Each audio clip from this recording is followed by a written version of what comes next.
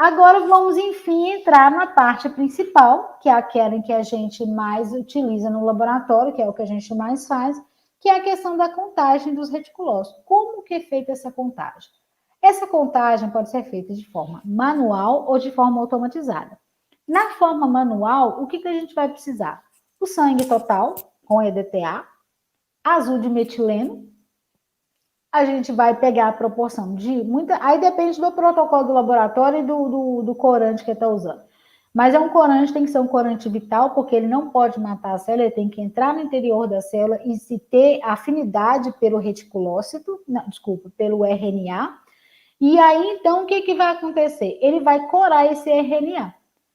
A gente vai pegar uma proporção, geralmente a proporção usada é de 1 para 3, 3 de sangue para 1 de corante, ou 1 para 1, também depende de cada laboratório, qual que é o protocolo. A gente vai colocar esse material, esse corante, que tem afinidade pelo RNA, em contato com essas hemácias, e então a gente vai deixar essas hemácias em banho-maria por cerca de 30 minutos, para que esse corante consiga impregnar uma grande porcentagem daquele RNA que está ali presente no meio, e logo em seguida a gente vai fazer um esfregaço, como se fosse um esfregaço hematológico. Acabou de fazer esse esfregaço, a gente deixa ele secar. Algumas pessoas, eu, por exemplo, gosto de fazer isso, que é corar com um panótico esse esfregaço pronto, porque fica mais visível, você consegue visualizar melhor esses reticulócitos. Essa é a forma mais tradicional, mais antiga e ainda, na maioria das vezes, a mais utilizada ainda, de se fazer a contagem de reticulócitos. Nessa contagem de reticulócitos, a gente pode liberar o resultado de forma relativa ou de forma absoluta. O que é de forma relativa? Você vai liberar a quantidade de reticulócitos em relação a um tanto de célula, a um tanto de células contadas.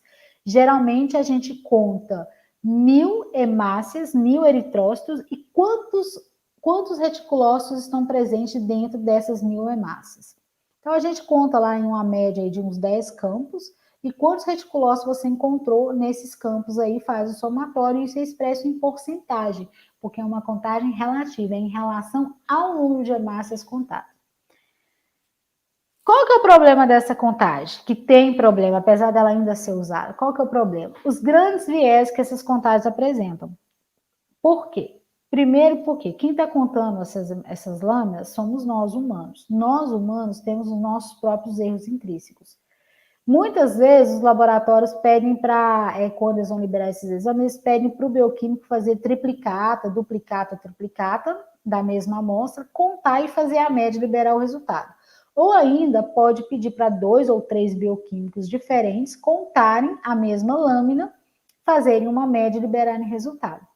Só que vocês conseguem observar aí o tanto de viés que vai ter. Por exemplo, quando eu estou contando um reticulócito, por exemplo, eu posso, por exemplo, considerar que esse aqui é um reticulócito. Por quê? Porque eu estou vendo uns fragmentos de RNA corado aqui, então eu considero que seja reticulócito. Mas eu posso ter um outro colega que não vai ver esse aqui como reticulócito, então já é um erro. Por quê? Porque a gente estabelece padrões diferentes. Por mais que a gente tente manter na mesma linha, no mesmo padrão, não tem jeito. A gente tem as nossas peculiaridades. E isso faz com que a gente tenha um coeficiente de variação muito grande. Então, a gente acaba tendo um erro nessa contagem aí. Então, muitas vezes, essa contagem ela não é assim tão confiável. E vem também aquela questão, de repente, na hora de você produzir o seu esfregaço, você, por algum motivo, pode ter concentrado uma maior quantidade de células num canto da lâmina e uma menor no outro. E você vai justamente contar aquele lado onde tem uma menor concentração de células, ou onde tem uma maior concentração de células. E acaba que, como você mexer nas concentrações, você está mexendo automaticamente também na quantidade de reticulócitos presentes ali. Então, isso tudo vai interferir. Isso faz com que o nosso coeficiente de variação seja muito grande, ou seja, os nossos resultados não são tão confiáveis.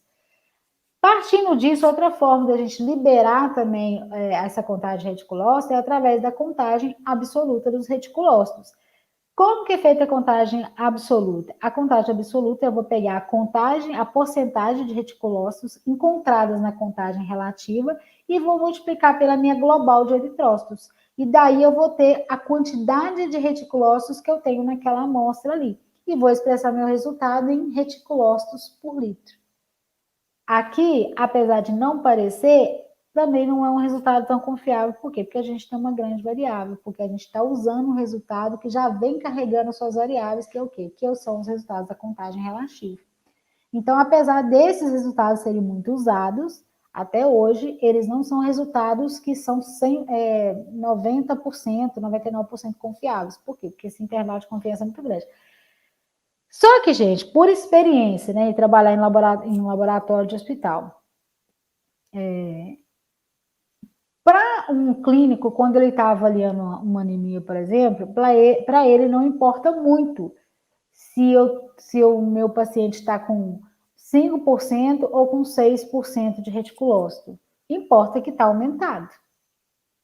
Se o paciente está com 3 ou com 15, né, com 10 ou com 30 de reticulócito, o reticulócito dele está aumentado. Então, muitas vezes, esses valores, assim, muito certinho, dependendo da situação do caso, não vão interferir tanto no diagnóstico. Então, é exatamente por isso que isso ainda é válido nos laboratórios. Porque o que os médicos querem é avaliar. Olha, o tratamento que eu estou fazendo está dando certo? Está aumentado? Os reticulócitos estão aumentados? Estão aumentados. Não quero saber se está aumentado em 20, em 30, em 50, assim, não, eu quero saber que está aumentando. Se está aumentando, ótimo, está produzindo, está beleza. É isso que o médico quer saber. Então, assim, apesar de ser um método que tem um coeficiente de variação muito grande, ainda é um método muito utilizado nos laboratórios, principalmente nos laboratórios de pequeno e médio porte.